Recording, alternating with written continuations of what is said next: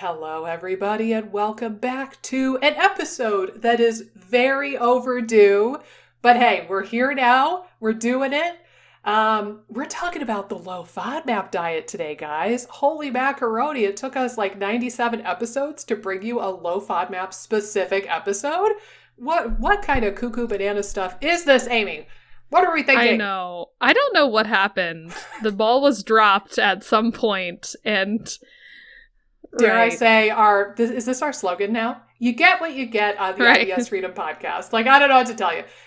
I think what it ends up boiling down to is that we're busy. We're doing stuff. Like, we both have group coaching programs. We both have one-on-one clients that we help. We have social media stuff to keep up with. Like, this is just one of the many things that we do with our time. And I think, like, every week we're like, what topic do you want to talk about today? Right. I think it's just like we didn't really think through like the progression of the first season of the podcast. That's what it ends up boiling down to. But that's okay because we're here now, darn it, and it's going to be a great episode. And Lord knows we've talked about the Low FODMAP diet on and off throughout the 90 whatever episodes we have now.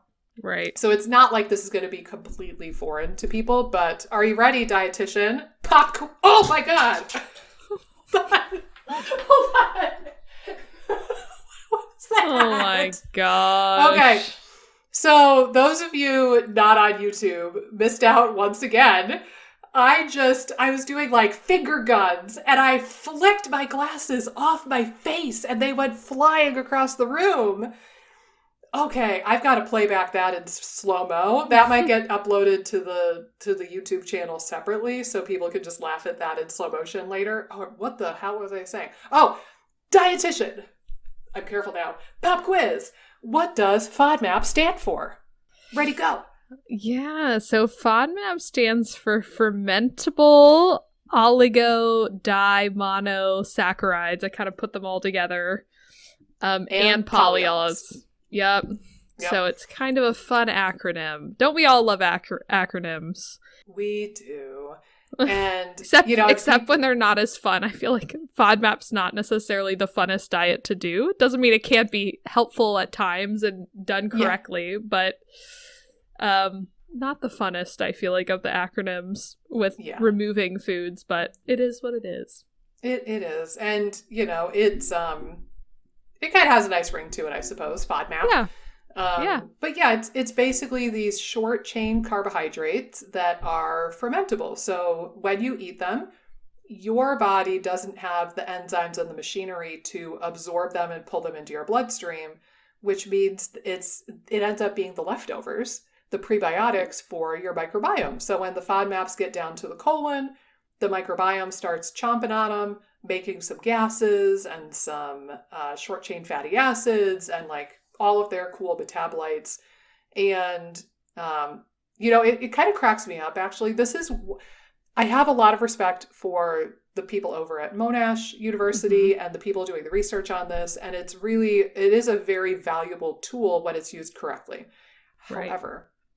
However, I will say, like, in the Monash stuff and in kind of more like traditional FODMAP dietetic kind of stuff, I'll see this idea thrown around that FODMAPs are poorly absorbed.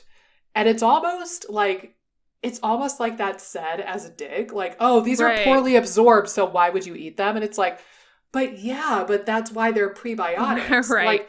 Psyllium is poorly absorbed, but we take it for health benefit because we don't absorb it, and therefore our microbiome can use it. So, like, if you hear that FODMAPs are poorly absorbed, like, don't assume that makes them bad, because that's how they work. That's how they're beneficial. But the thing is, if you have some tummy problems, if you have IBS or dysbiosis or SIBO, eating something that's poorly absorbed and fermentable and then feeding the microbiome when it's already dysbiotic can be a little bit challenging, and it can cause some symptoms for you.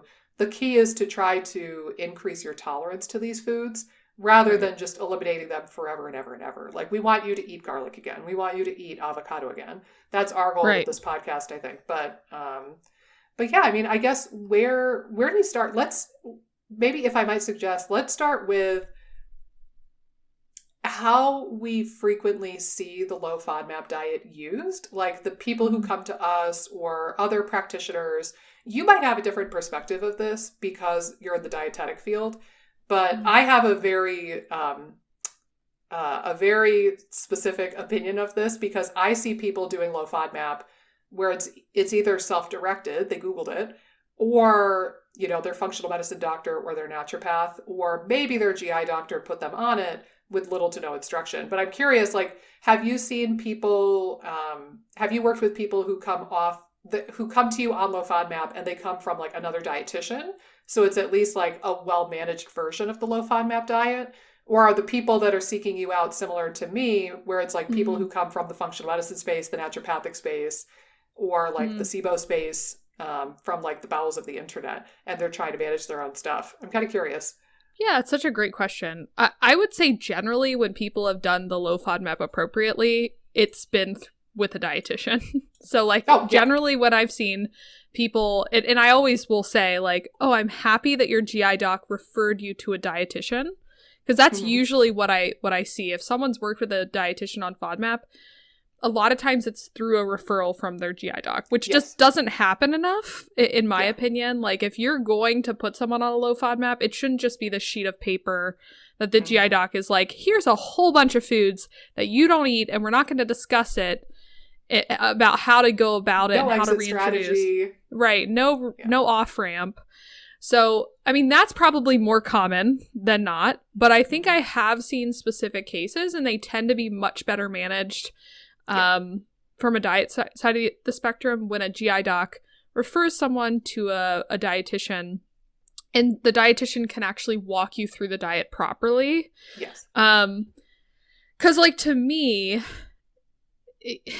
if the whole nutrition arm of your strategy is just go on low FODMAP without any other instruction on how to, you know, how long to remove foods, which foods to add in first, having a reintroduction, right? What the composition of your diet looks like when you're on it, like making sure you're still balancing your meals out properly. Like, all this stuff is really important and becomes much more difficult when you're doing it kind of more on your own. But it's interesting. There's an article. I'll have to see if I can pull it up. But there's an article. It's like on PubMed, all about the controversies with low FODMAP. Like, there's not enough dietitians to like instruct on low FODMAP. Again, people don't have an off ramp. They can develop disordered eating. Like, again, all these things are documented, like even in the research and in PubMed and articles that are looking at it. About every episode, pretty much. Right. Again, like, all these things are present. And I think, again, sometimes doctors are like, oh, it's a dietary approach. Like, there's no risk. Food is medicine. Right. So I think that sometimes becomes the angle, and it's like, oh, there's actually a decent amount of risk. And I think that's the case with the functional medicine space too, and the naturopathic space. It's like, I do think that there's a level of like, oh, there's not really any risks of doing this long term or doing this for a longer chunk of time, or but to me there's a lot of risks to consider if someone's just managing it on their own. But definitely I've again, I sometimes people think that I'm like, you know, anti-FODMAP or something, or like, you know, super intense against FODMAP. And it's not that. Again, I don't think FODMAP can be used as a tool, because I do think that there's a lot of studies that show it can help reduce symptoms and be effective for IBS. I don't think there's any doubt that maybe some short-term use and using it appropriately and having guidance on how to implement it, you can have a really good experience with low FODMAP. Yeah. But I think where the issue lies is the long-term use of it. Again, having no off-ramp.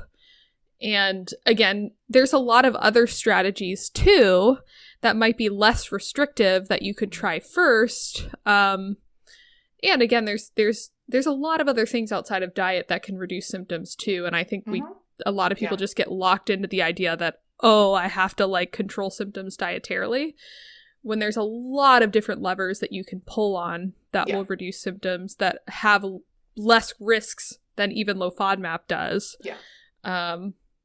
So yeah, I feel like I kind of went around a little bit, jumped around to different things, but yeah, I think you're dead on that dietitians are going to have a more comprehensive approach to doing the low FODMAP, have much more of an exit strategy. The goal is more to figure out how to broaden the diet towards the end and figure out what your particular biggest triggers are.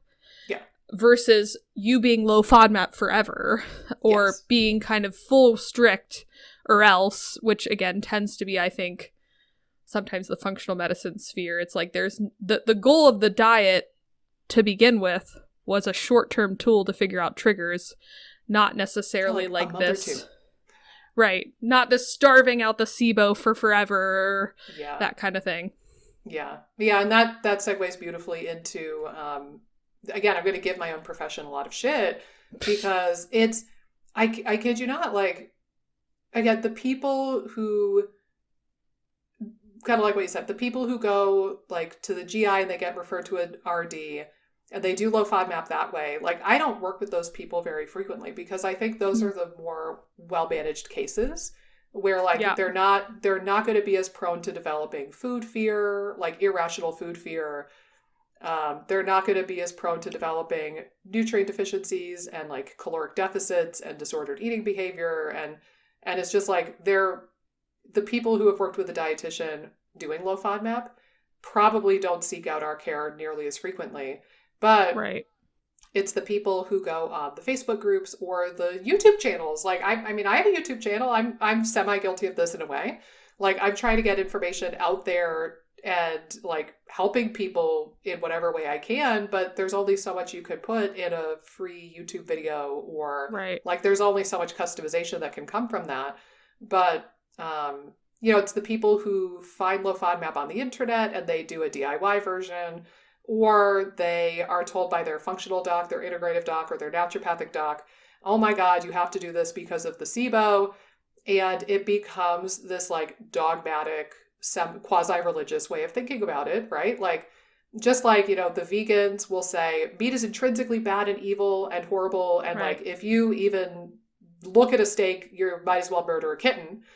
Similarly, the paleo people say that grains are the evil of all evil, and if you even think about eating a bowl of oatmeal, you might as well just drink gasoline. Right? Like, there's all these extremes. But similarly, like, if you get diagnosed with SIBO, and it's talked about as though it's an infection, please note it is not an infection, but it's talked about like it's an infection. Right.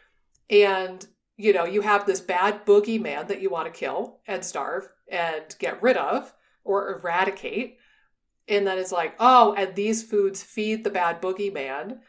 This is the slippery slope where people start really becoming fearful. They start thinking that FODMAPs are bad or evil sometimes. Or at the bare minimum, they start really shaming themselves and guilting themselves if they have any sort of contamination or any sort of exposure to a FODMAP.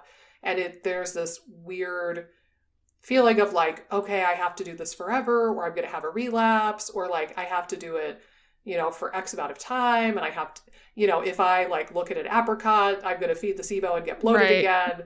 And again, it's very much borrowed, I think, from the Candida diet world, where it's like, if you even think of having a morsel of carbs and you have Candida, then like, oh, what are you doing? You're no better than the dude eating a Big Mac every day. Right. And it's this like judgy shit that comes out of functional medicine. Well, I think it's almost, to me, I view it as, it's looking at FODMAP as a lifestyle. Versus, again, versus a therapeutic diet. That's what it is. It's a therapeutic diet for IBS for a short stint. It shouldn't be viewed as like, okay, you're low FODMAP forever with no modifications or no individual considerations. It sort of sometimes makes me laugh a little bit to see like some of the brands that are coming out that are like low FODMAP. And again, I think this could be great while you're on the low FODMAP diet, but it's like, to me, it's like, they're sort of like trying to get customers. Again, it's some of the keto products, you know, it's like, oh, it's keto, like these new products. Therefore it's healthy. Where maybe keto could be helpful for a short period of time for some people. Again, it wouldn't be my first choice.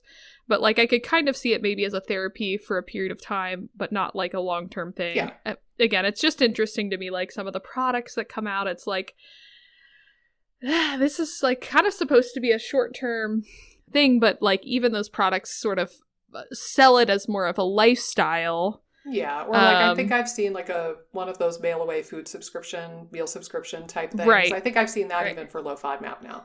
Right. And it's like, okay, like from the health perspective, this person, like that could be amazingly beneficial for a person. Like if you have to do low FODMAP and do the elimination phase of it for a month or two, and you don't know, either you don't have the time or you don't have the wherewithal or you don't have the skills to cook a lot of meals, and you're like, oh my God, if I can't eat like wheat and avocado and onion and garlic, what the heck do I eat? Right. Like that kind of situation would be immensely helped by having low FODMAP condiments and mail away food orders. But you also have to know, like if you follow these companies on social media, or if you like, read what's on their website, you have to know that the goal for the company is always to make more money. And the best way to make money is repeat customers. So on some level, whether it's conscious or not, on some level, these companies that do like the low FODMAP products and meal services and stuff, they don't really want their goal is maybe not for you to use the diet for 6 weeks and then learn what FODMAPs you tolerate, right? They make more money if you stay on low FODMAP forever and ever and ever and ever. And you need to rely on their product or their service forever and ever and ever. Now, again, whether that's like conscious or unconscious, I don't want to make it sound like people are evil, because I'm generally an optimist and I want to give people the benefit of the doubt. But on some level, it's a business and you have to keep that in mind. But again, like if you're doing the elimination diet, it can be helpful to have these products for the short period of time. Right. Or if you get to a point where like you do discover that onion and garlic are your two biggest triggers, but you can introduce everything else in moderation, but you really, honest to goodness, cannot tolerate those two things, then yeah, like seeking out, the bone broth that's made without onion and garlic, or seeking out like the barbecue sauce that's not made with onion and garlic powder. Like then those products can be more of a staple or a long-term use thing until you, again, learn the strategies to build up the tolerance to the FODMAPs. But I could see those being used. But yeah, it's, and I was telling you, we were texting over the last couple days. I was at an herbal medicine conference, and there was a naturopath who presented on SIBO, and she had 4 steps in her SIBO protocol. Step 1, kill the SIBO, and it was like real basic stuff like rifaximin, berberine, neem, oregano oil, like this. You could Google this, right? And then step 2, starve the SIBO, and I'm chuckling and rolling my eyes, and I'm texting you because I'm like, yeah, here we go. And sure enough, it was the Allison Seebecker diet, which we're going to talk about in the next episode. It's that's stupid. I don't want to call it stupid. The overused, potentially harmful tool of combining the low FODMAP diet with SCD and having all of these yes-no foods. And she said the words, and I quote, "It's hard to kill SIBO when you're feeding it all the time." And I was like, oh no. There's no evidence to support what you just said. If anything, we at least have the one study with the rifaximin and PHGG that indicates you eradicate the SIBO and get better resolution when you incorporate prebiotics. But she was, she was advocating, she did say like, oh, I have people eat normally when they're doing the kill phase. And then the last day of their antibiotic, they have to do the low FODMAP diet. And and the last day of the protocol, you start the prokinetic. And I was texting you, I was like, why doesn't anybody think to start the prokinetic during the kill phase? Like, it's not like your motility is just going to log online magically from that very first dose. Like, give it a little while before you're demanding so much of your motility. That drives me batty too. But anyway, it's like you see this, it's so pervasive, it's so overused in the naturopathic field, in the functional medicine field. And again, these people are saying food is medicine. And it's like, yeah, but in what way? Like you're teaching people how to become scared of their food, and, hard yes and no foods, and like counting, like, ooh, is this more like a quarter cup of zucchini, or is it more close to like a half cup of zucchini? People want to just eat food and not have to think about it so much. Like, just eat food, not too much, mostly plants. That's what it should boil down to for most people. If we need to use a Band-Aid like low histamine or low FODMAP for a short period of time, then it can absolutely be really helpful. But nobody wants to count stuff and measure stuff and have like a yes and no list. Nobody wants to like print out the yes and no list and bring it to restaurants with them and like go over the menu with the waitress in that detail. Like I know people who have done that. Like that's not the goal for human existence. So we need to get people to a point where you could use this tool as a Band-Aid when you need it. And then we can broaden the diet more as time goes on. And to segue into, so we've talked about how low FODMAP is misused, I think. Now to go over to the funny thing is, and not funny, haha, like funny kind of ironic, is that the way that the low FODMAP diet is used boggles my mind even more, because it's not like Monash is keeping secrets.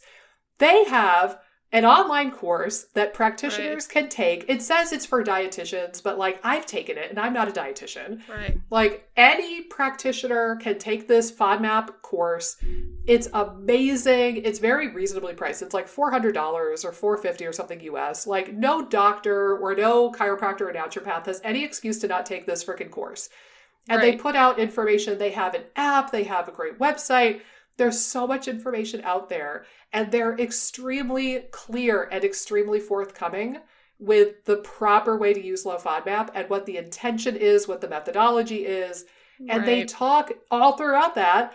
They talk in that course all about, being mindful of disordered eating and watching out for malnutrition and watching out for unexpected weight loss. And there's like a strict elimination versus, I forget what they call it, like the... a modified or light version where like some people, you could assess people and determine like, do I think it's possible for this person to be compliant on the strict elimination diet? Or do we need to do a modified version where we just cut out like wheat, onion, garlic, like some of the big biggies, basically? Would they do better on that? Like there are different versions of it, and they walk you through how to do the reintroduction and the methodology and like, and teaching people that FODMAPs are prebiotics and they're good for the microbiome and that they're not intrinsically evil. And it's more beneficial to have a well-rounded diet, but just be mindful of the serving sizes that would give you trouble.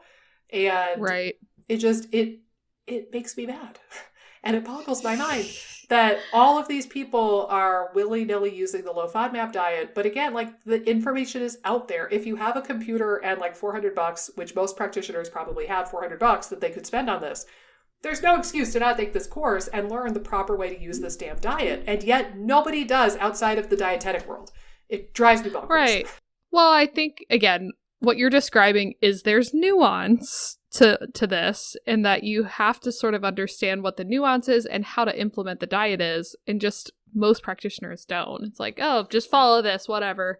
We're going to focus on killing it, and you have to focus on starving it or whatever. Again, it's like the mindset. And I think you bring up a good point, too, that I wanted to touch on, which is, how much restriction is enough? Which, again, I think we always tend to want to jump towards, like, or at least certain, I think the functional medicine space is very hyper on, like, focusing on, like, well, if you have potential to react to that one, let's just remove it. They have the mindset of, let's remove as much as possible. And then, again, maybe add some stuff back in. That's usually not the focus. But, And I will say, to totally interrupt you, sorry, 90-something episodes of me interrupting you basically is what we have here now. But I will throw this out there. I think that part of the quirk with that, with functional medicine and naturopathic medicine, is that both of those fields have historically been very, very big on food sensitivity testing. And with a food sensitivity, where the immune system's reacting to something, or like, you know, kind of, it's loosely akin to celiac disease for me, like even a little bit of gluten and I'm pooping my pants. Like it takes very little to trigger an immune response, right? Versus FODMAPs, it's an intolerance. It's not a food sensitivity. They are completely separate entities, but a lot of the time, like the functional medicine and naturopathic doctors are in that lane of, oh, if there's a food that you could react to, you have to go absolutely cold turkey. And they're not realizing that it's an intolerance, not a sensitivity. So it's a completely different event in the human body. And you could eat half a serving of a peach. Like you could eat half a peach and potentially be fine. But if a whole peach is going to trigger symptoms for you, then yeah, maybe like keep it to a half serving for the time being until you can increase your tolerance. But I think that that's part of why they're so like hardcore about it, because their brain is kind of stuck in the food sensitivity world, even though FODMAP is not a food sensitivity issue. Yeah, I could totally see that. And I think, again, like, to me, the interesting question, and I think what I try to do with clients is more so coming from the diet perspective as keeping things as broad as possible. I mean, obviously when people come to us, they've already been on all these diets, but even if I caught someone earlier on in the process of like, okay, maybe they haven't done like much diet manipulation and maybe cutting out a few things might make sense.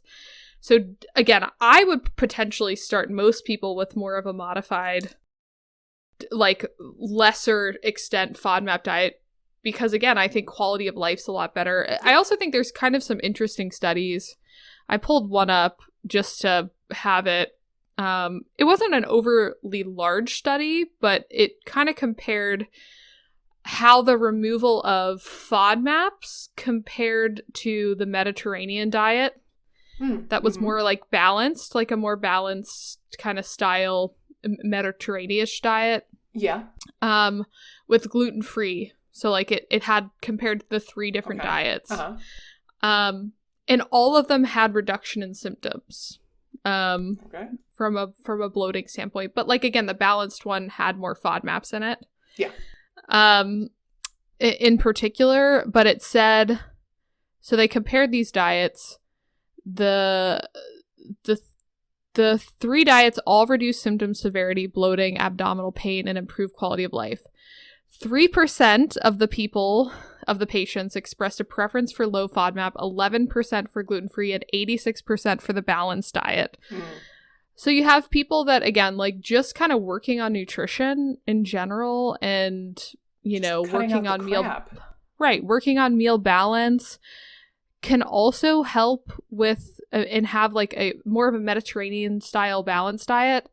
Seems to help with symptoms. And again, so everyone in that study did all 3 diets. So they could compare like low FODMAP, the gluten-free, and Mediterranean. And it's like they all 86% had a preference toward Mediterranean because again, it's more balanced. It's you know, easier to follow. Right. And again, they get benefits from it. So like to what extent do you need to focus on reducing FODMAPs when other strategies might help? And I think most people kind of go from more of a standard American diet to low FODMAP and they might feel great doing that, but would just cleaning up your diet a little bit, having still some FODMAPs in there, but eating more anti-inflammatory balanced diet, does that just help symptoms enough? Because it seemed like in this it seemed like in this study that the participants did all 3 diets and seemed to preferentially studies that do that.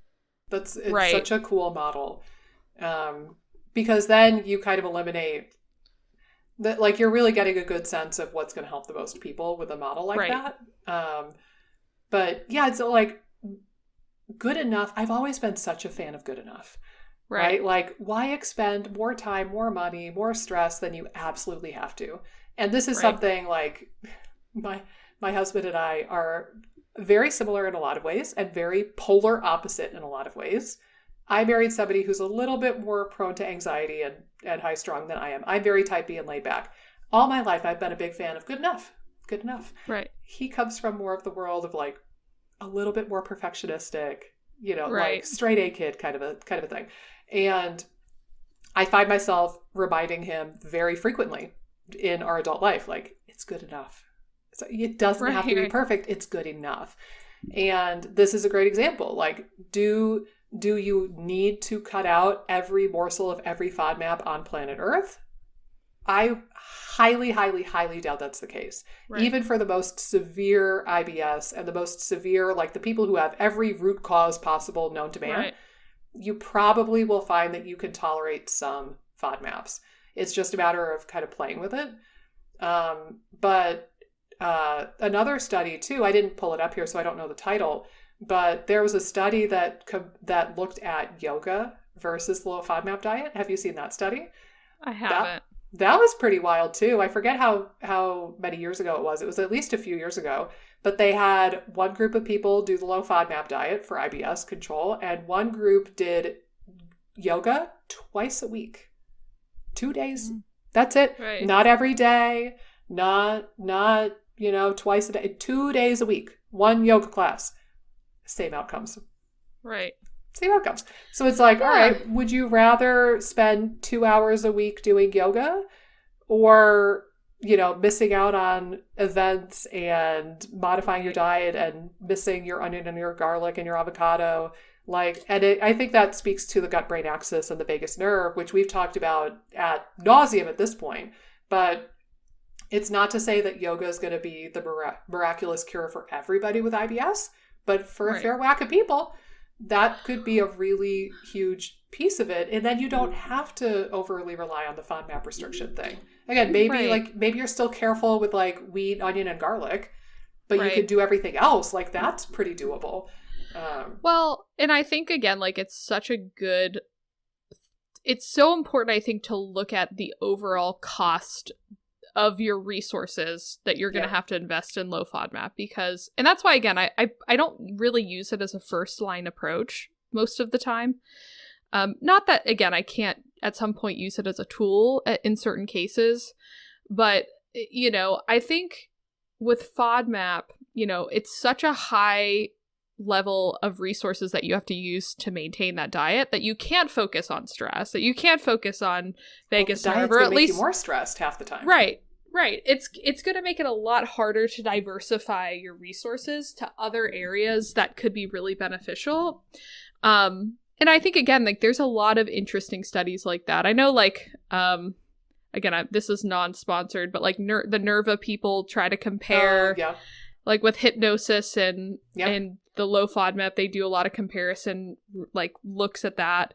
I don't know if it's independent research or not, or through them. So you could take that with a slight, bias if it's done through them, but still interesting. And then even, like, I know there was a study where they compared, I think it was GOS against low FODMAP, and they found, people that were on low FODMAP had benefit while they were on it, but then when they stopped, symptoms sort of came back, but the people that were on the GOS also had some symptom reduction, but it seemed to be more maintained. Yeah. So I think you have, like, all these interesting comparison studies of different approaches, and that doesn't mean that, like, the GOS is going to work for everyone, or, like what you're saying, the yoga is going to work for everyone, but it's just like there's different ways to go about addressing your symptoms and addressing issues. And I think, again, like, there's some that are going to be probably more root causal in ways. Like, again, if you're addressing the nervous system and the vagus nerve, I think you're probably addressing some of the root causal stuff more so than the low FODMAP is. Yeah. Doesn't mean low FODMAP, again, can't be a good Band-Aid, but it's just interesting on how you're diversifying your investments. And again, I usually think, like, FODMAP is a heavy investment of time, energy, and resources. Yeah. And I like that you worded it that way, like diversifying your toolbox. If you put all of your eggs in one basket, you're not going to have the time or the energy or the money to do much of anything else if you go hard into one.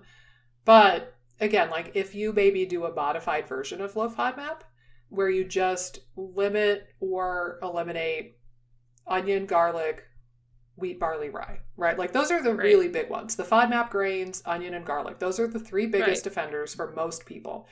If you can maybe reduce those for a while, but that's still pretty manageable. You could still have like gluten-free toast. You could still go out to restaurants. You could still manage that for the most part. And then you could also start doing some yoga, either at a yoga studio where you get coaching, or there's free yoga classes on YouTube. And there are like subscription services where you could subscribe to like do classes with a specific yoga teacher. Like you could even do the yoga at home. And then maybe you start, you know, incorporating some of the stuff from our podcast, supporting HCL, supporting Bile, like doing stuff like that. And then, you know, it's like you can pull like 10% from 10 different things so that none of them are super stressful. None of them are super duper costly. You don't feel like your life is being ruined. Or you could put 100% of your effort into one item. And that tends to A, not get as good of results, but B, you know, it's not treating the root. Like restricting, the problem is not that FODMAPs are bad or evil or malabsorbed. The problem is that your body isn't tolerating them anymore. So why don't you focus on building up a better, bigger, stronger, healthier body that tolerates FODMAPs, right? Like treat the motility, the SIBO, the candida, whatever's going on with you. Work on building up the resilient body so that you can one day reintroduce those FODMAPs. But again, if you go into it with the mindset that FODMAPs are bad or evil or they're like your body hates them, that's going to be a much harder uphill battle. But I will say, like, I don't want to sound like judgmental necessarily, because I do get it. Sometimes people will get in that mode of like FODMAPs are bad or evil or they're harming me.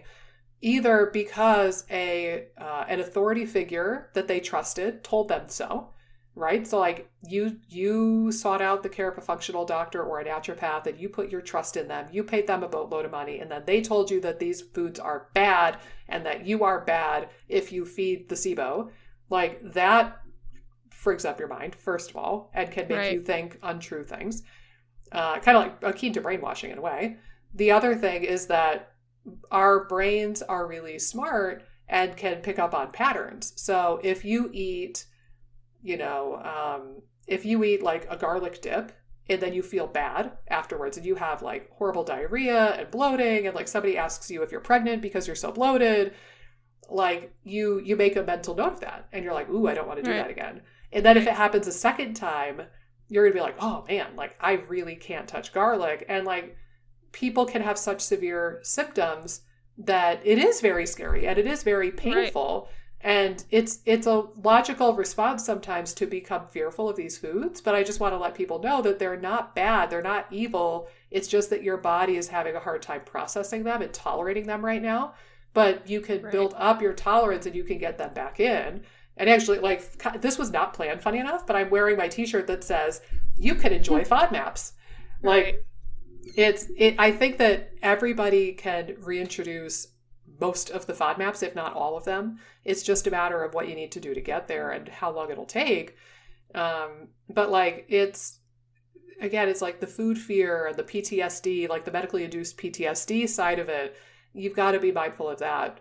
And I'm not trying to be like a judgmental jerk saying like, why would people fear these foods? I get it.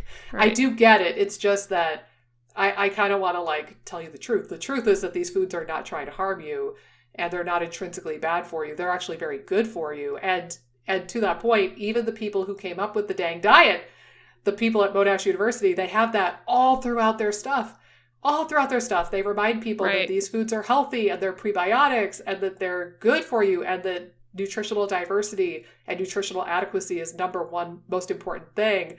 But you could use this as a Band-Aid to manage symptoms and you can learn about your body in the process. And that's what they advocate. So I don't know how it got so just like beat up by the functional medicine community. Yeah, well, and I think that's such a good point because I think like regardless of how you got there, whether it was like a provider that was super adamant, like these foods are no-nos, or whether it's, again, your own experiences or a blend of both of having severe reactions or something like that. But I think, again, it makes it really clear how important the mindset piece is. And if your current beliefs are very much like FODMAPs are bad or evil or, again, like painful, working on the mindset piece, even at the beginning, can be really, really important. Like, I find that if we're really having trouble in the mindset piece, it can sometimes prevent progress more so than even the physical reactions are. Because the mindset stuff can drive physical reactions. Or again, you can just be so fearful that you're stuck on low FODMAP without wanting to experiment and getting to the point where, you know, your mind's opening up to the idea that, like, oh, these foods are healthy. Like, I do need to feed my microbiome some FODMAPs at some point. Which ones do I start with? Like, just kind of opening your mind to it. And again, it can be tricky. And I think there's a lot of different strategies you could potentially use. I like the discussion we had with, like, Paul recently, where it's like even stuff like hypnosis or visualization or kind of doing a mental run with these foods, like a dress rehearsal with a visualization can be really helpful nervous system wise to be like, oh, these foods aren't like, I can visualize myself eating them again. Could be like a good start.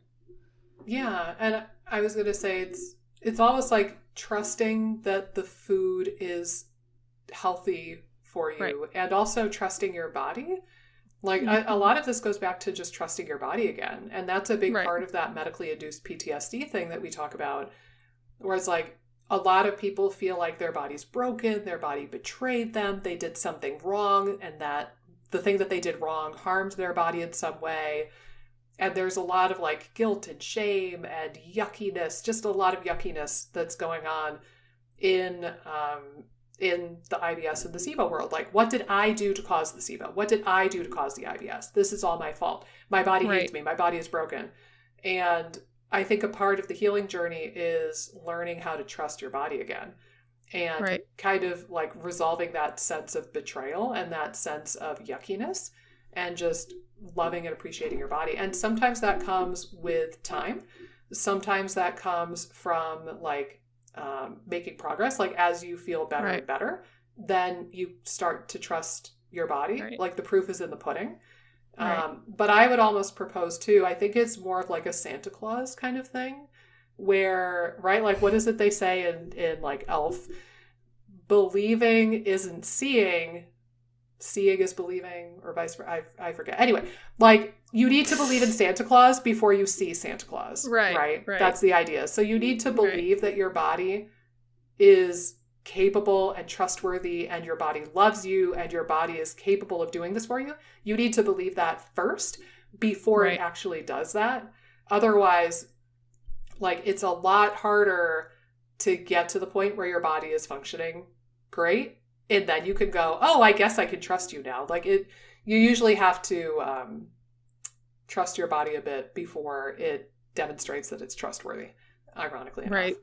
And I think FODMAP is like that. And to your point, if you are nervous about introducing a food, and again, if you've been told that these foods are bad or evil or malabsorbed, which is why I mentioned that in the beginning of the episode, like, if you were told that these foods were bad or that they're malabsorbed and that's why you have IBS, or that they're feeding the SIBO and the SIBO is going to win, et cetera, that's going to put you in a position where you're more fearful when you do try to introduce the foods.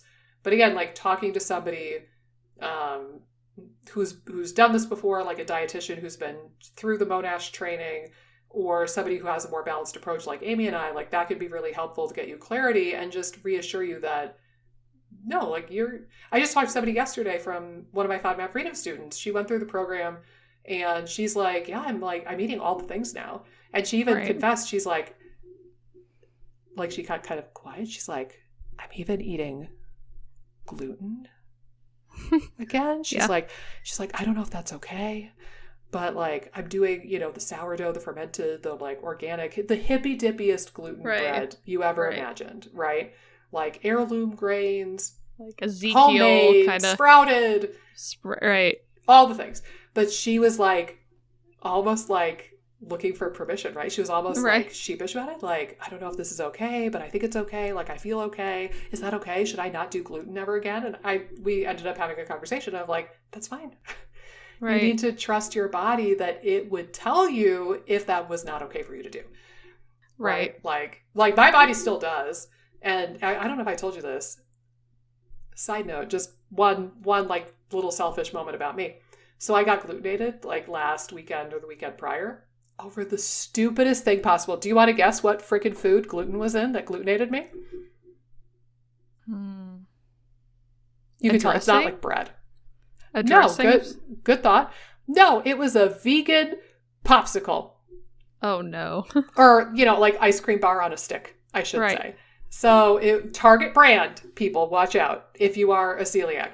So Mike and I went out to a restaurant for dinner. Jess was with the grandparents. So we went out to eat, and then we went to Target, and one of the things we picked up, we were like, let's get ourselves a little treat.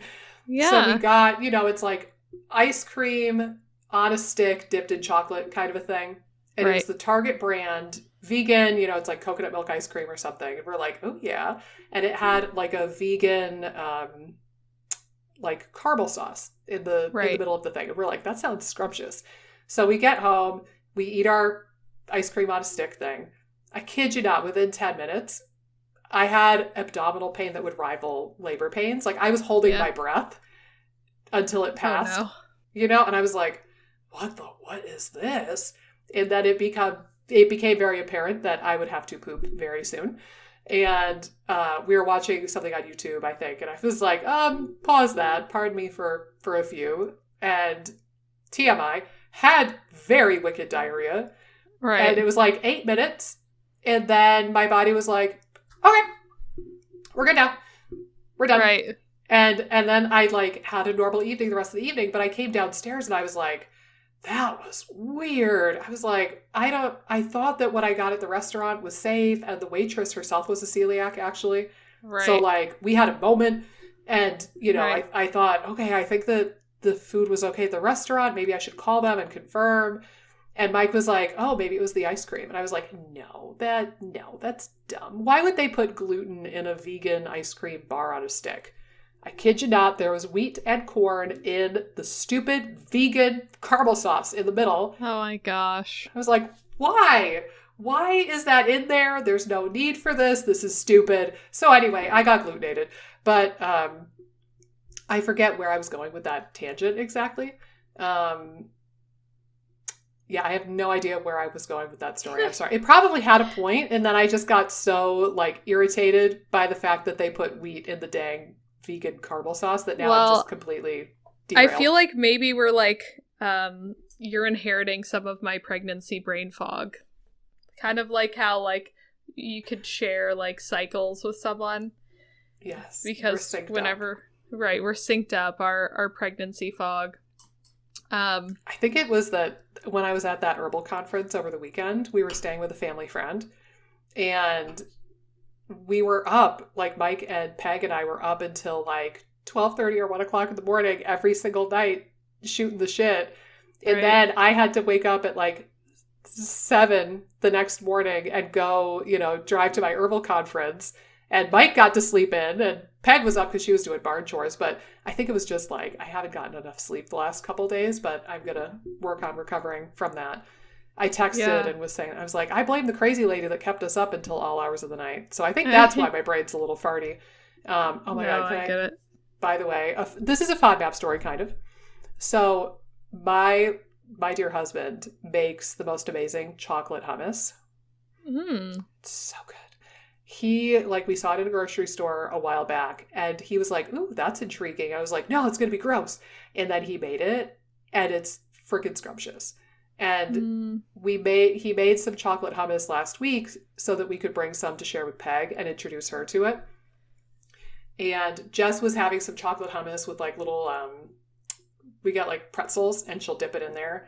And she was eating that on Peg's couch, like just hanging out with everybody watching a little TV or something in the evening. And, she's a kid, so she makes a mess. Prepare for that, by the way. Your house will never be clean again. Our mom's going to have a turd. But she got like crumbs of the chocolate hummus on the couch, and it's like Play-Doh consistency. The way that he makes it is very thick. Right. So it's like Play-Doh consistency, brown hummus on her couch. And, you know, and she was going to like clean it up. And this friend, it's my mom's friend from college. She's such a hoot. And I kid you not, instead of just like commenting of like, hey, Jess, be careful next time. And I'm going to move my microphone away because she's loud. So I have to like project my voice for this.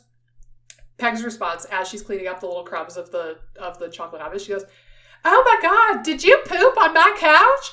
You pooped on my couch. This is poop. I can't believe it. She wipes some up with her finger, pops it in her mouth and goes, oh, it tastes like poop. You pooped on my couch. Oh my God. And she's going on and on with her little southern accent. She's going on and on. And my child is looking at her like she just didn't know what to do with this weird lady who's screaming about like, you pooped on my couch. Oh my God, it tastes like poop. What? Did you poop your pants too? And Jess was just like, what are you? But anyway, it's hummus, so that's a FODMAP. So I figured that was appropriate to share. But Mike and I, like, we were laughing so hard we couldn't breathe.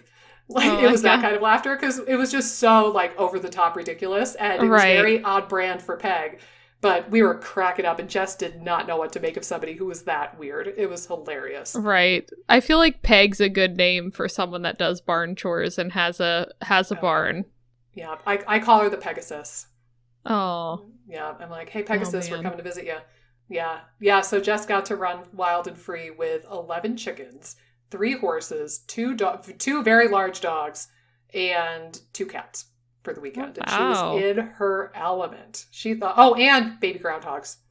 Aww. Peg has baby groundhogs that they were feeding. But anyway, back to like academic stuff, perhaps. Well, I think one thing I want to just, because I feel like there's like potentially 2 types of people from like a FODMAP standpoint. Again, like usually we probably see more the people that are stuck on low FODMAP. Like, again, they've been on it for months or years or something like that, and they're just kind of managing that way. Yeah. But then I also think, again, it's like there's the people that are considering doing it. And I think, again, like it's sort of different things to think about for each one. So again, I think the people that have been on FODMAP for a while, definitely paying attention to how you're feeling towards foods, your beliefs around foods, before kind of starting to reintroduce. And we can talk a little bit about reintroduction. But I think, again, the people that haven't started it yet, I mean, the nice thing is they can kind of go into it with having a plan to reintroduce. That's the biggest thing, more so than anything else. And again, like, I think just having the mindset that the food isn't the problem, but it can help kind of reduce your symptoms a little bit. But for the people that we think we deal with on more of a daily basis, which is the people that are a little bit stuck, I know we've done some episodes on, like, reintroing. You are a mind reader, my darling. I was just pulling the list up so I can give them the episode numbers to check out. Right. So, yeah, to share that real quick. So we've got your guide to food introduction. Should be episode 34, if my list is correct here. So episode 34, your guide to food reintroduction. 35 might be a good one too. How restricted dieting wrecks your gut. We've got, let's see. Hold on. There was one about nutrition dogma somewhere too. Oh yeah, really busting nutrition dogma was episode 21. That was very early. The vagus nerve episode was episode 15. Gut brain axis is here somewhere, but that's a little smattering for people to check out, certainly to get you started. There's probably other episodes that would be great. Mindset ... and rabbit trails. That was episode 61. So talking about the mindset piece of it. Did I share the food fear episode? Hold on here. Food fear, conquering food fear when you have IBS. That was episode 2, actually. So that came only after we introduced ourselves. So yeah, those are a couple of episodes that you could take more of a deep dive into. But do you want to talk a little bit about the process of reintroducing FODMAP specifically? Yeah, I mean, again, I feel like maybe what I more so like to do, and some people, again, are, if they're a little bit more fearful and want a systematic approach, I think you had mentioned some stuff in the reintro episode. But usually, again, like what I like to do is, you know, what foods would you be most excited to add back in, and that you don't really remember having any, like, again, if you know that garlic was problematic, or again, like, it seemed to cause some symptoms, I might save that till you've built up some confidence and trust in your body. Like, start with the things that, you know, you took out, you know, some wheat, and that seemed to be fine. Maybe you add that in first, and you're really excited to add that one back in. So, like, as long as you feel like you, one, haven't been overly symptomatic with the food that you're adding in, and that two, you'd be excited to add it back in. I think those are that's kind of how I like to structure it, which is a little bit more like, I guess, not necessarily a systematic way, but sort of kind of a casual way. Some people like to, if they notice like there's a certain acronym letter that they might have a little bit more trouble with, maybe starting with one that they feel like they do a little bit better with. I don't think everyone has that clear of a idea though, but you know, I try to make it as client directed as possible. Just because I do think it helps them instill trust in themselves. Like if it's always turning to the provider as like, what should I add back in? Like, then it sort of almost becomes about, you know, you're still not trusting yourself. Bigger problem. Right. You're still not trusting yourself to maybe make some decisions. So again, like, some people need a little bit more hand-holding and support during that time, but I think usually what I like to do is try to, like, you know, strategize with the person as to what foods might be like a good idea to add in first, and then going from there. Yeah, and I think you hit on a couple of things that I like. Like helping the person decide what makes sense for them. So we could preface this part of the conversation with, you could find a FODMAP trained dietitian to work with, and they can lead you through like the Monash way of doing this. So if you go to monashfodmap.com, MONASH, FODMAP, FODMAP.com, right there on the home screen, they have buttons right at the above the fold, right at the top of the screen. It says, enroll for the patient course, enroll in the dietitian course, products and recipes, Monash FODMAP shop, find a dietitian. There's a link for find a dietitian, and you can find somebody who's been through the training and they work with this all the time. So you could just click on that button and find somebody. You would also work with either Amy or I. By the time this episode drops, though, Amy's going to be up to her eyebrows with baby poop, so maybe not quite yet as of the episode air date for this one, because she's about to burst sometime in the next few weeks with her baby. So once this one's posted, Cece's going to be here and in charge. I'm feeling large and in charge, honestly, right now. You're not in charge. That's just an illusion. I'm large. I guess I'm just large and Cece's in charge. Yes. It's best that you know that ahead of time. Just made that abundantly clear the moment she arrived.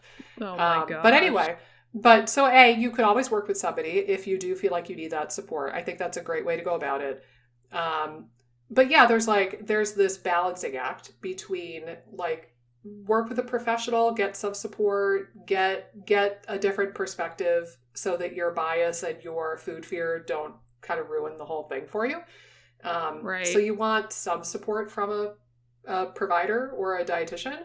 But yeah, if you're like, okay, I introduced mango and that was kind of okay, what now? And it's like that every step of the way, like every single food you need permission from somebody else to introduce it. At some point that does tell you that's like a symptom of a bigger problem. That means that you don't have a lot of trust in your body or your ability to handle this.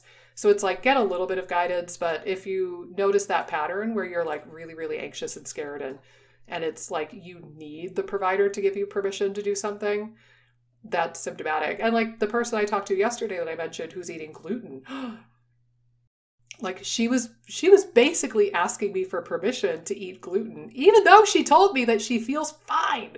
Right. She feels totally fine eating gluten now. And she was like asking permission to eat it without explicitly asking for permission. But we ended up talking a lot about food fear, and that's what she's going to be focused on for the next while. But like the way that Monash recommends it is that you do go systematically column by column, and they even break down the polyols. Like, all right, there are foods that are high in sorbitol, and there are foods that are high in mannitol, and you can break those down. Like, you could do sorbitol first and then mannitol, or vice versa. So, like, foods high in mannitol would be like mushrooms and cauliflower, for example, versus like sorbitol. I think like boysenberries and like apple and avocado could fall in that category. And then similarly, there are some foods that are high in fructose and sorbitol. So you could do the fructose introduction kind of separate, and then you could try the foods that are high in fructose and sorbitol, and then you could try the rest of the sorbitol list, and you could go about it in a really scientific way. And you might have a different perspective, but what I've found, for people who have low to moderate food fear and anxiety, I find that those are the people where I can tell them, make a wish list. Right. What would you gouge out somebody's eyes in order to eat again? Like, some people will say, I would kill a man for garlic. Okay, cool. Try garlic first. Some people are like, I want the avocados, right? So like, all right, you do the avocados. One lady who went through FODMAP Freedom said that she wanted to go to a Mexican restaurant. So like beans, right, corn for the tortilla chips, anything in guacamole. Basically, she just wanted a big vat of guacamole at a Mexican restaurant and a margarita. And like, that was her goal. And now like she even had Mexican catered at her wedding. And she was like, yeah, I think I'm kind of Mexicaned out for the time being. I never thought I'd say that. I was like, yes, that's a win. Right. But anyway, so it's like, choose the things that you want to focus on. I had a lady this week say that it's getting to be peach season and she really, really wants a peach. I'm like, all right, start with a peach. I like that method. That's funny you say peach. I had a client in the last month who was really into peaches, who added some peaches back in. It's funny. Scrumptious, that's why. Yeah. But yeah, you could just, based on like what's in season, what would be a big staple in your diet, like what would make you so happy to introduce. I find that method works for people who are a little bit more like me, like a bit like type B, laid back, less anxious. For the people who have a lot of food fear and they don't trust their body yet and they're terrified to add foods back in, my method that I just described of like make a wish list and then try your favorites, that can terrify them sometimes because it doesn't feel like concrete enough for them. And I've had situations where like I recommend that method to people and then we follow up and I'm like, so what did you add back in? And they're like, nothing, I was too scared. And then I reassure them, and then they go out and then they come back again. I'm like, what did you introduce? And they're like, nothing, I was too scared. And it's like, after that happens like twice, I'm like, all right, we need a different method because clearly like you're not going to feel comfortable doing this method. Right. Ironically enough, the people with more food fear and more anxiety around this, I think, tend to do better with like the really structured scientific feeling version of it, which is more of like what Monash describes, where it's like, all right, you go column by column.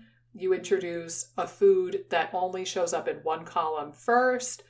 You see how you do with that. Then you can move on to another column. And it gives you the illusion of being in control.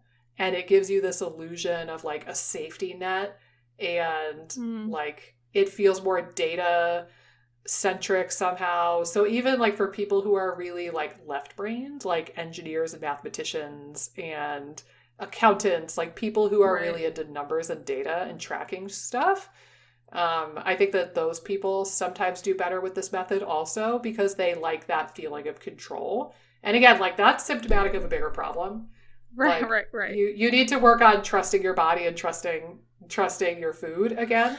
But in the meantime, if it's like we just need some easy wins and we just need them to introduce some food successfully. I don't care what method we use at the end of the day, as long as we get some more foods in your diet. If you're more comfortable with the really like anal, left-brainy, science-y feeling version of it, cool. But if you're like me, like if I was doing this, I would pick the food that I miss the most, and I would try that first, personally. Right. So.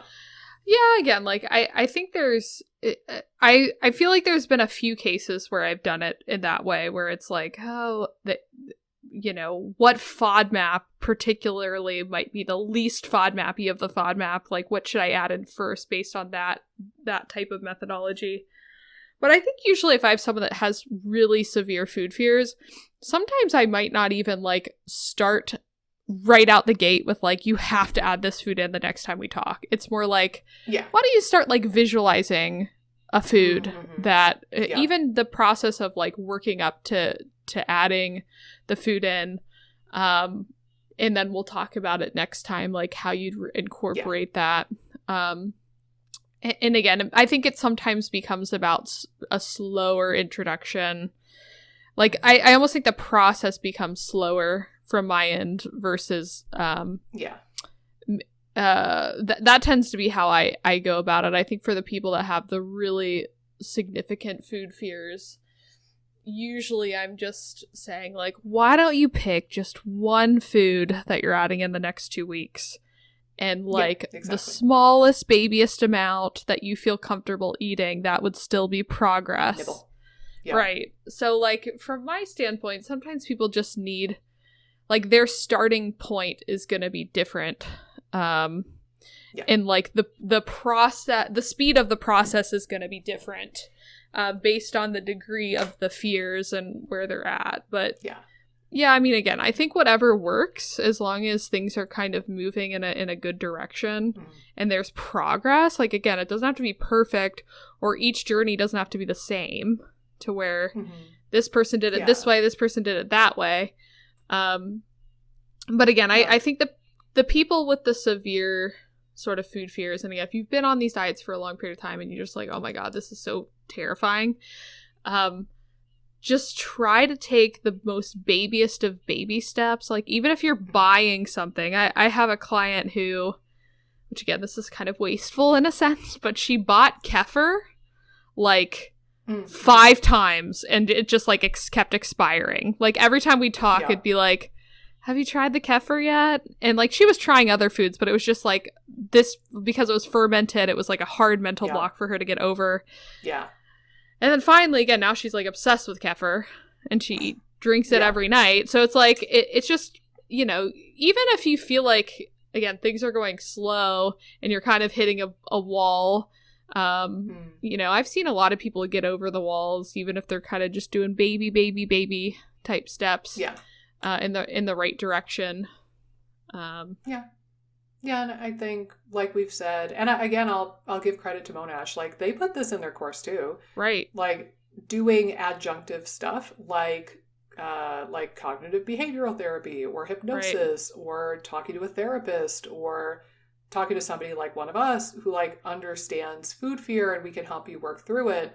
I think, like, sometimes I can help people with that, and sometimes it's more appropriate to do therapy or work with somebody trained in the mental health field. It depends on the person. Or even something like EMDR, or some of these things that are more geared towards, like, trauma. Like, if you kind of view it as, like, some people have almost like a trauma response to this. Right. It's a little bit analogous. I just thought of this.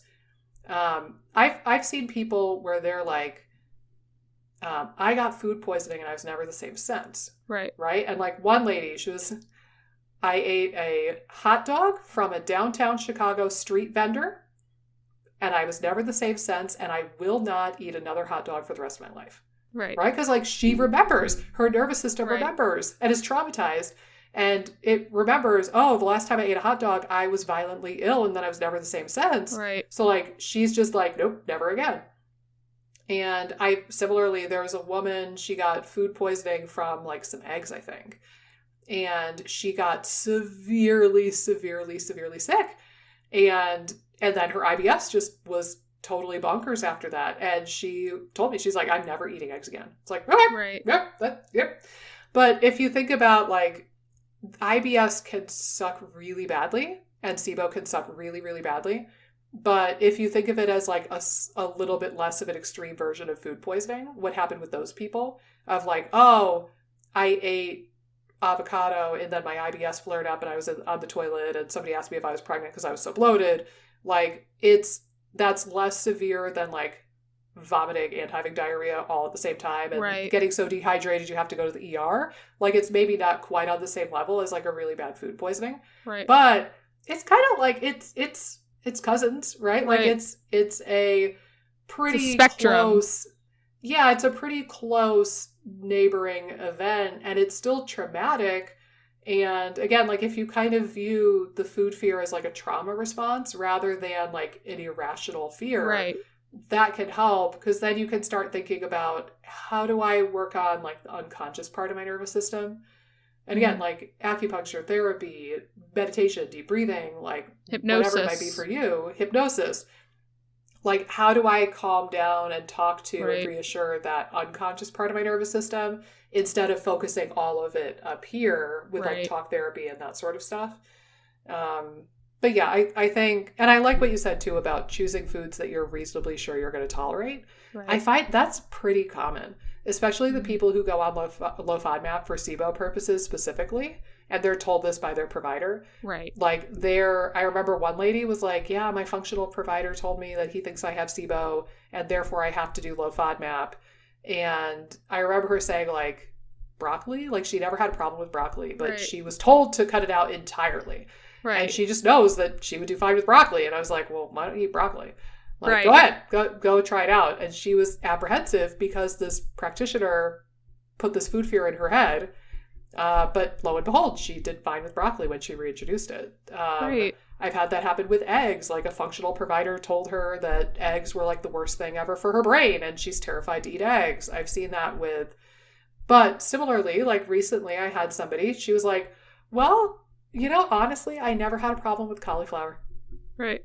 Like I could eat cauliflower pizza crust, big old bowl of cauliflower. Like I've always done fine with cauliflower, but I eliminated it because it's FODMAP. And I was like, okay, go ahead and try cauliflower. And then if that goes okay, we can start moving down that polyol column a little bit more. Like then you could try mushrooms or celery. Like you can kind of gain some traction and some confidence if you prove to yourself that cauliflower is indeed fine. Like you can start adding in more of the mannitol foods. So yeah, I like the idea of starting with foods that you think you'll tolerate because a surprising amount of people have at least one or two of those foods that they're pretty sure they could tolerate, but they cut it out because they were told to or they were scared to eat it. And then you can start adding in things from that same column, most likely. Well, I think it's always interesting too, like when I talk to people, and this goes to show maybe the level of fear of like feeding the SIBO taking over. But, I've talked to a lot of people too where it's like, yeah, I'm low FODMAP, but I don't think it's really benefiting me. But like they've just stayed on it long term. Yeah. Or again, maybe it was very briefly helpful, like very minimally helpful, but it's a lot of work and energy, and they're staying on it. So I do think again, like there's definitely a swath of people that get zero benefit from low FODMAP. Usually, again, I don't think they stay on it, but sometimes they do. Yeah. And you know what's bananas about that too? Like, again, to kind of go back to Monash, they specifically put in all of their stuff repeatedly. Right. Repeatedly. They have in all of their stuff. You do the elimination part of FODMAP for 6 weeks. Right. And then you check in with the client and you find out, did they have a positive response to the low FODMAP diet? If yes, go ahead and start like trialing, some of the different columns, some of the different foods. If the person had no response or an inadequate response to the low FODMAP diet, they specifically say, abandon it, move on to something else. Right. Or send them back to their GI to rule out celiac disease or IBD or like make sure that was a thorough workup. Like the people who invented this diet and research it every day specifically tell you if after 6 weeks you feel no difference with low FODMAP, abandon it and move on to something else. Clearly it's Right. not for you. But I've seen that too, where people are like, yeah, I'm low FODMAP, but I don't think it's like, Right. I could eat FODMAPs again and be fine with it probably, but I'm worried I'm going to feed the SIBO. And I love those people because I'm like, all right, let's get you eating all the Right. FODMAPs today. Right. Let's just steamroll right back into FODMAPs. And it's like a super short, easy introduction. And then we can work on the root causes. Right. But well, yeah. And I think that there's an interesting point there. And that is when the purpose of the diet gets confused a lot of times too. Like, I think especially in the SIBO space, because like in the SIBO space, it's like, oh, you need to starve it with low FODMAP. Whereas like Monash, the whole goal is symptom Again, reduction. no research. Right. The whole goal is symptom reduction with low FODMAP. It's not to starve SIBO. So again, it's the purpose of this diet is not to starve SIBO. That was never the purpose of the diet. There's no evidence to support that even happens. Not a single paper. But, you know, I think that's the real disconnect there, too, is I think, again, a lot of times people are staying on it because they think it might benefit the SIBO, but really the thing that they should be looking out for is symptom reduction, not that they're starving the SIBO. Yeah. Well, and again, I would say the same thing with Candida. Again, there's a lot of parallels with the Candida diet and the SIBO diets, I think. Right. They're complete total opposites in a lot of ways, which we're going to talk about in the next episode. But, you know, with the Candida diet, people were told, and they believed by naturopaths and functional medicine doctors, again, they are told that if you eat a morsel of sugar or a morsel of carbohydrates, you will feed the Candida and it will grow out of control and it'll take over your entire body and you'll be stuck with Candida for the rest of your life. Oh my God, how could you?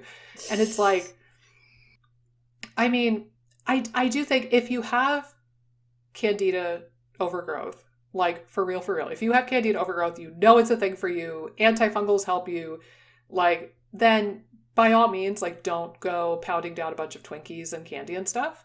And there are people who genuinely eat way too much sugar, way too much candy, and like soda and garbagey stuff.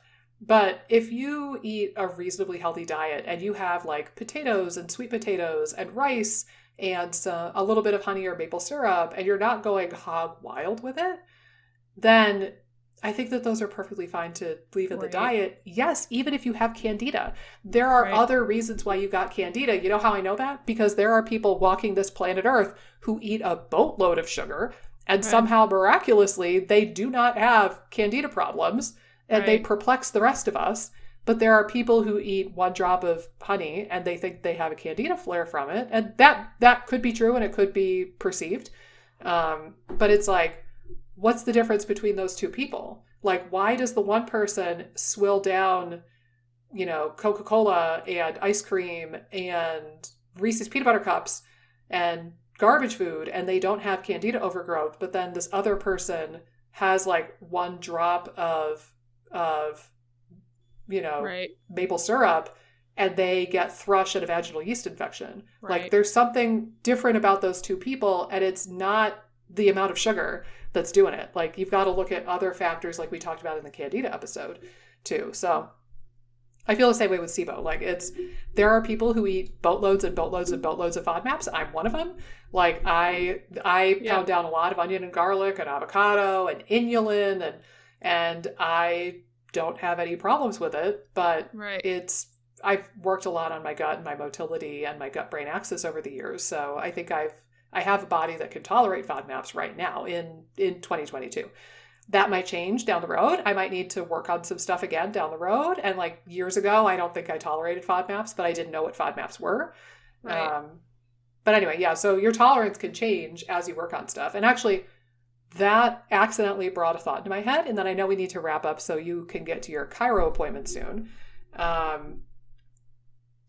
One thing I think for like the anxious people who are like really freaked out about introducing new foods, one thing that I tell patients a lot of the time is that, again, like your brain is collecting data points and it's putting them together. It's making like a little chart in your head, and it's taking historical data and it's trying to extrapolate and make predictions into the future, right? So, you know, you have these data points of like these 10 times I ate garlic, I felt like garbage. Right. Therefore, when I try it again, the 11th time is going to be the same because this has been the trend, right? 10 bullet points, I've got another one coming up, it's going to be the same. And that's why they're so fearful. That's why they're so concerned trying to introduce, because they're assuming they know what's going to happen. They're assuming they can predict the future. However, as smart and wonderful as our human brains are, that for that to be true, that would mean that absolutely nothing had changed. Right? Like, for those data points to be predictive of future data points, that means that no other variables have changed. And at least like when I'm working with somebody, by the time we get to this point, things have changed. Like, we've done some prokinetics, some antimicrobials, we've inhibited candida, we've added some probiotics, we've done some gut-brain axis work, we've gotten them on HCl, we've done something, at least like one thing, or they have done something prior to even working with me, potentially. Like, they've done antimicrobials or different stuff, or they started a yoga practice. And so I tell people, I'm like, I get why your brain is looking at historical data and trying to predict the future, but there's so many variables that have changed now, and you've been actively working on stuff now, that I don't think you can make that prediction as accurately as you think so. So the fact that we've done some stuff together already, the fact that you've done X, Y, and Z before even working with me, the fact that you've already incorporated these foods, or you've already incorporated these other strategies, that means that the imaginary chart that's in your head that you're using to predict the future is no longer accurate. It's almost like I'm going to try to sound like a sportsy person, but I'm not a sportsy person, so keep that in mind. It's like if you looked back and you were like, the Patriots won the Super Bowl for 10 years in a row. Therefore, the Patriots are going to win this year too. But you didn't take into account, when you're mapping out that prediction, you didn't take into account that they traded away Tom Brady. Right? Like, did that happen? He's in like a team in Florida or something now. Like, you didn't factor in that they traded away one of their like MVP players. So I don't know, like, that variable changes an awful lot. Can you really make a prediction about them winning the Super Bowl this year without Tom? I don't know. Maybe they won it this year without Tom Brady. I don't even know. But you know what I mean? Like, you have to take that into account. They did not? Okay, well, there we go. But they were pretty good this year, I think. Okay. I mean, like, my understanding of football is that the Patriots are pretty decent when you try to talk about sports. I'm not a sportsy person. The only sport I ever really loved was rowing, and all of the other ones I really could care less. Although, living in Chapel Hill for as long as I did, we did have to explicitly have allegiances with UNC Chapel Hill for basketball. I was told that was not an optional thing when we moved to town. Ooh, so that's not good. My mom worked for Carolina for a while too, so like we had to theoretically root for them slightly. I'll forgive you. She's no longer affiliated with the university, and we no longer live in Chapel Hill. So now I'm a free agent. I can root for whoever I want, supposedly, theoretically. Look at you go! I know. I'm free of the Chapel Hill stuff. Oh. The same friend, Peg, she's a diehard UNC fan. Like, her entire house decorated with UNC. She has bumper stickers all over her car. She has one bumper sticker that says, "Friends don't let other friends go to Duke," for example. Yeah. So she's very anti-Duke, very pro-Carolina. Her high school basketball coach was Williams or Wilson. Yeah, Roy the guy Williams. Who's like the coach. Yeah. Roy Williams was her high school basketball coach. Yeah. No way. So, yeah. That's kind insane. of small world. Yes. She's very, very in love with Roy. I think he just retired. I think he did too. She has a Roy bobblehead in her car. Oh my gosh. Also, does she still talk to Roy? I'm not sure if she still does, but I think like she's met him again, like at events and stuff. And she's like, reconnected with them here or there, and I think that like they still are like semi quasi acquaintances on some level, if I remember right. Even though, you know, Peg's like 62, so high school basketball for her was like 1,000 years ago. But she would die. She would murder me. She would drive here and murder me if she heard me say that. But anyway, she's a very diehard UNC fan. Aww. I already determined we're gonna go back and visit her in the fall, and I told my family, I'm like, I have the best prank ever. I'm going to go to like a Goodwill or a thrift shop and I'm going to find like a Duke mug. Oh, God. Or a Duke t-shirt or a Duke towel. I'm going to find something that's either Duke or NC State because she hates both of them. And I'm going to just like leave it in her house. You know, I'm going to put like the Duke mug up with her coffee mugs, or I'm going to put like the NC State t-shirt in her drawer with her t-shirts. And then I'm just going to wait. And You're playing with fire. You're playing with fire. I need to be careful because she has 2 guns. So she could, you know, she's out in the boonies, so she could get me with that shotgun. But oh my God. I think she likes me enough that I would be forgiven. But she would probably, honest to God, I think if I did this, she would put the Duke mug out on the back fence and she would show me how good of an aim she is with her shotgun if I did this. Oh my God. I hope she doesn't listen to my podcast. I just gave away my prank in the fall that I'm going to do on her, but I'm cracking up already. I'm like, oh, this is going to be so delicious to mess with a Carolina fan like this. Oh, Lord. And because I live here, I could easily go to Goodwill and find like a Duke or an NC State t-shirt or something. Right. Like they're all over the place, I bet. So, yeah. All right. Well, I do need to wrap up here. Plus, my bladder's my bladder's about to pop. Yeah, Cece's squishing the bladder and stressing out your puckering strings. And it's really just going to get squirrelier from here. But, that's all right. Very true. Well, guys, like I said, next episode we're talking all about SIBO diets. We'll mention FODMAP, but we're going to focus on some other diets that are commonly used for SIBO. So stay tuned for that. And we've only got another couple episodes to go before Amy is off on maternity leave and we take a brief hiatus, and then we're going to come back for season 2, and it's going to be awesome, maybe even awesomer, and less ADHD than season 1. I know, we're going there. But Amy, go ahead and relieve yourself, and I will see you in the next episode.